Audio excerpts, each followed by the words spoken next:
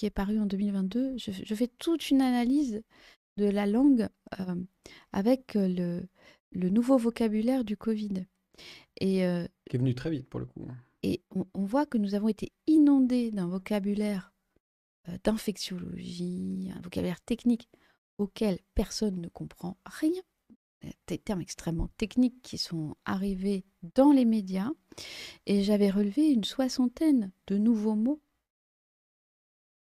qui nous contaminent en fait l'esprit, puisque nous ne sommes pas capables non plus de les définir. Nous ne sommes pas spécialistes de ce domaine, en fait, tout simplement. Enfin, la population normale, dont je fais partie, n'est pas spécialiste de ce domaine. Mais par contre, nous faisons coloniser par cette nouvelle langue.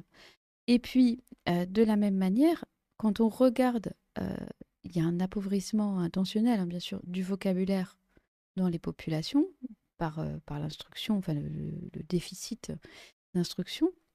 Et on a comptabilisé que pour, par exemple, la jeunesse française appauvrie en vocabulaire, elle possédait environ 400 mots.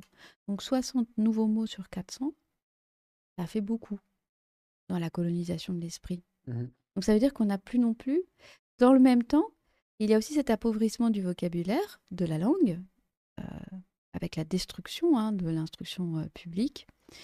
L'instruction, ensuite, c'est de l'éducation, j'imagine. Oui, alors moi je remets souvent le terme instruction parce que l'éducation, déjà il y a un glissement. Avant c'était l'instruction. L'instruction c'est la L'éducation, c'est les transmission parents. du savoir. Et l'éducation c'est étymologiquement conduire l'enfant hors de l'état de pulsion. C'est-à-dire je fais ce que je veux quand je veux. Donc c'est pas pareil. Parce que l'éducation elle précède l'instruction.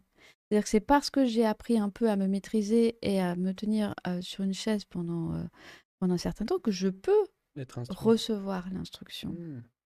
Merci. Mhm. Et ça, c'est aussi un glissement. C'est pour ça que, voilà, ces glissements, c'est toujours intéressant de voir. Alors, ce qui est intéressant de regarder, c'est quels sont les nouveaux mots qui arrivent, qui nous contaminent malgré nous, est-ce qu'on les reprend. Par exemple, aujourd'hui, il y a le mot narratif. Narratif, ça veut rien dire en français. Ouais. C'est l'histoire, le narratif. Une, C'est une parle narration, d'histoire. éventuellement, une histoire, mais narratif, c'est un mot anglais. Euh, et tout le monde est le narratif. C'est Donc, de l'explication, je sais la pas. narration, on peut dire la narration, mais Ah. c'est subtil à chaque fois, c'est très subtil. Hmm.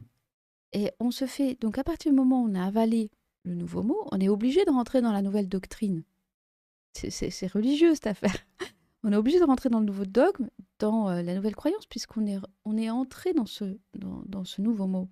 Ou dans le glissement. Par exemple, le genre, initialement, c'était en grammaire. Voilà. Et puis maintenant, ça glisse. Enfin, on a les identités de genre. Mhm. Voilà. Et donc, ces glissements-là dénaturent totalement le mot, puisque ce qui était initialement masculin ou féminin, genre ou neutre, en grammaire, euh, va être contaminé par retour de l'idéologie. Et l'idéologie qui a transformé le sens du mot vient déstructurer la grammaire. Et